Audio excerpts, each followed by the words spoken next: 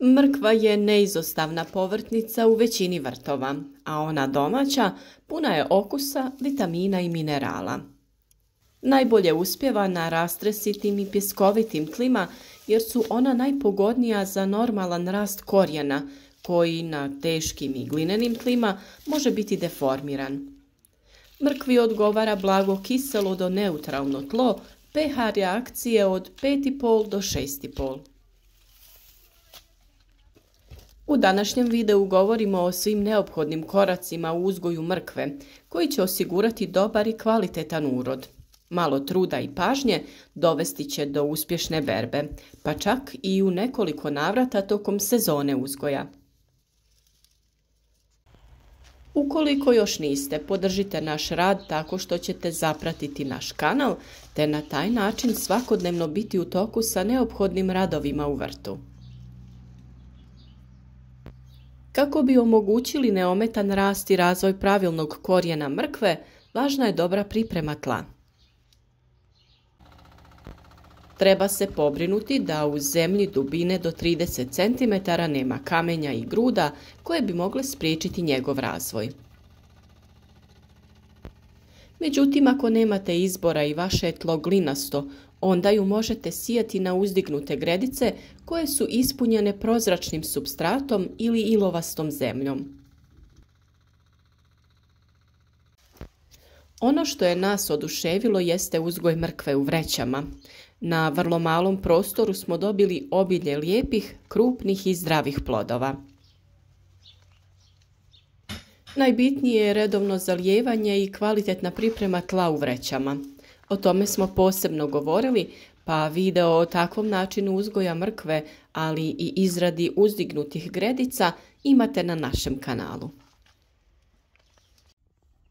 Za ljetnu berbu mrkva se sije na otvorenom 3 do 5 sedmica prije zadnjeg proljetnog mraza. Iako treba spomenuti da mlade biljke nakon nicanja dobro podnose temperature do -5 stepeni Celzijusa. Također, ranija sjetva pozitivno utječe na prinos korijena, a mrkva ima bolji okus nakon jednog mraza jer tada sadrži više šećera. Mrkva se obično sije od početka marta pa do kraja aprila, no neće biti kasno ni ako to bude početkom maja. Vrijeme sjetve najviše ovisi od vremenskih uslova i pristupačnosti tla. Kako biste imali kontinuiranu berbu, možete mrkvu sijati svako 3 sedmice sve do kasnog proljeća. Dubina sjetve je od 1 do 1,5 cm sa razmakom redova od 35 do 40 cm, a razmaci unutar reda od 5 do 8 cm. Ukoliko mrkvu posijete malo gušće, ni to nije problem.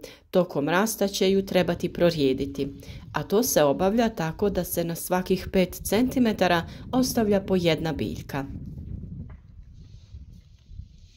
Mrkva sporo niče, pa je u ranoj fazi najosjetljivija na korove i pokoricu. Kako bi se to spriječilo, preporučuje se gornji sloj prekriti vermikulitom ili sitnim kompostom. Također zahtijeva i češće zalijevanje, a kako bi se zadržala vlaga, može se malčirati.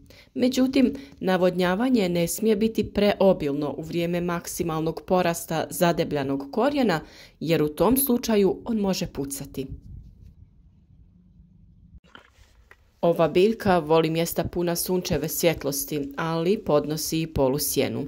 Preporučuje se sijanje direktno na stalno mjesto u vrtu, a ne presađivanje.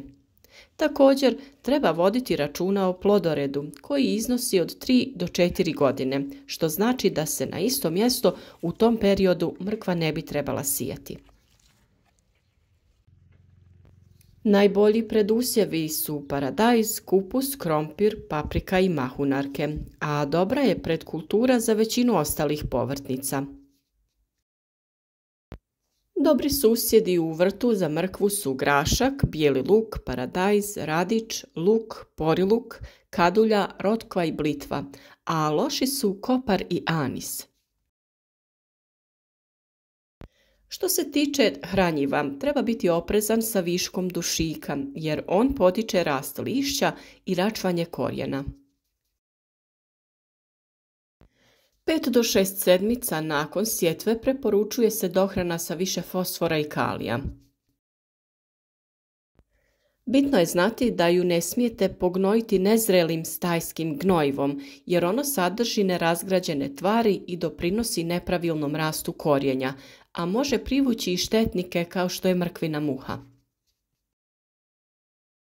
Još jedan koristan način prihrane jeste sa drvenim pepelom. Pepeo ne samo da biljke opskrbljuje hranjivim tvarima, već i poboljšava kvalitetu tla. Sa pripremom tla za sijanje mrkve dobro je krenuti u jesen. Prilikom obrade zemljišta za buduću sadnju mrkve istodobno dodajemo humus, kompost ili glistinac. Ako je kvalitetno tlo, tada dodajemo 1 do 2 kg po metru kvadratnom zemlje. Ukoliko je tlo tvrdo zbijeno, tada je potrebno dodati čak do 10 kg takvog hranjiva po metru kvadratnom.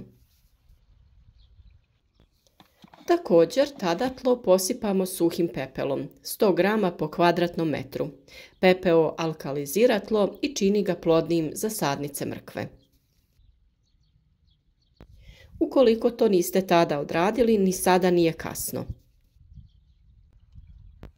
Prije sijanja mrkve po tlu prospemo humus, glistinac ili neko drugo slično hranjivo, samo da to nije svježi stajski gnoj koji nije pogodan za uzgoj mrkve. Stajsko gnojivo se treba koristiti nakon što je odležalo barem godinu dana. Nakon toga dobro promiješamo taj površinski sloj zemlje, te možemo da koristimo pepeo u omjeru koji smo rekli, pospemo ga po tlu, te također sa grabljama izmiješamo.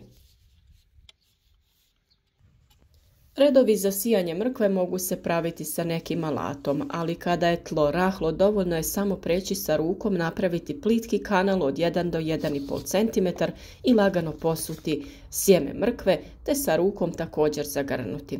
Ukoliko vam je to neudoban položaj, tada možete to sve da radite sa grabljama ili sličnim alatom. U mjesecu junu tokom rasta vrhova možete posuti zemlju oko mrkve pepelom u količini od 1 čaše, to jest 100 g po metru kvadratnom, prije zalijevanja. Za zaštitu od štetnika, otopina pepela, to jest prskanje sa njom, pomoći će da se riješite mnogi od njih, poput mrkvine muhe i križaste buhe i sličnih. Na 1 litru vode stavi se velika kašika pepela. Pustite da stoji 24 sata te procjedite. Tim rastvorom prskajte listove jednom sedmično. U jednom od videa smo vam pokazali kako pripremamo trake od toalet papira sa sjemenom mrkve za lakše sijanje. Za njihovu upotrebu potrebno je iskopati plitke kanale od oko 1,5 do 2 cm.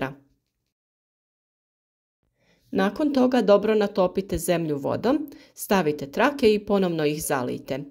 Zagrnite tankim slojem zemlje i redovno zalijevajte kako bi se papir rastopio, a sjeme što bolje klijalo i niknulo. Ukoliko vam se sviđa naš način rada i uzgoja biljaka, družite se s nama, zapratite naš kanal i saznajte sve o uzgoju voća i povrća. Klikom na znak zvonca pored možete sebi osigurati redovne obavijesti o svakom novom videu.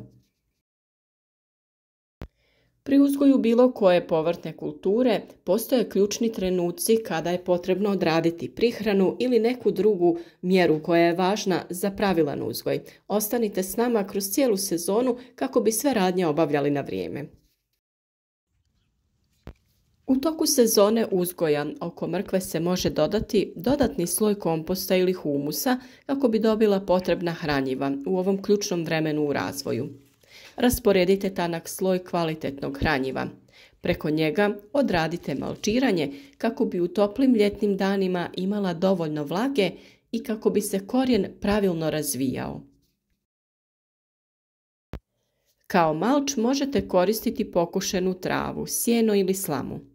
Na ovaj način će se smanjiti učestalost zalijevanja i samim tim neće doći do naglog upijanja vode i pucanja korijena mrkve. Mrkva zahtjeva nešto malo pažnje, ali ako budete na vrijeme slijedili ove korake, ona će vas nagraditi lijepim, zdravim i krupnim plodovima. Olakšajte sebi pripremom traka sa sjemenom ukoliko niste u mogućnosti dugo biti u sagnutom položaju u bašti. Ukoliko nemate tih problema, tada strpljivo rasporedite sjeme kako bi što ravnomjernije nikla, pa će potreba za prorjeđivanjem biti minimalna. Također na vrijeme krenite sa uklanjanjem korova, jer s obzirom da mrkva dosta sporo niče, oni je mogu tako reći zagušiti, pa da imate velikih muka prilikom plijevenja korova. Ako želite podržati naš rad, podijelite video na vašim društvenim mrežama kako bi više ljudi iskoristilo naše savjete.